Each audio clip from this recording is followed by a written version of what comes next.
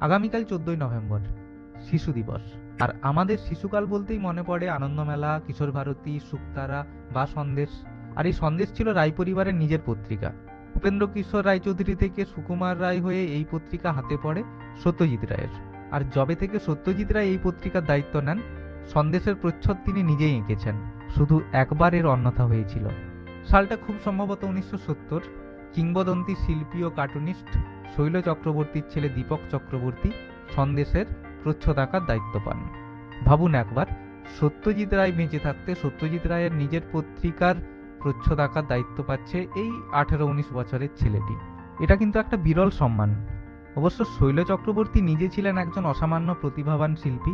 সত্যজিৎ রায় নিজে তাকে খুব সম্মান করতেন। আর তার ছেলে দীপক নিজেও যে আঁকার প্রতিভার অধিকারী হবেন, এতে আর আশ্চর্য কি। যাই হোক, এই দীপক চক্রবর্তী সত্যজিৎ রায়ের খুব স্নেহের পাত্র ছিলেন। সত্যজিৎ রায় যখন সুকুমার রায়ের জীবন নিয়ে একটি তথ্যচিত্র বানান, তাতে একটি পাঠ রাখেন লক্ষণের শক্তিশীল, যেখানে রামের চরিত্রে অভিনয় করেন সৌমিত্র চট্টোপাধ্যায়, আর লক্ষণের চরিত্রে অভিনয় করেন এই দীপক চক্রবর্তী।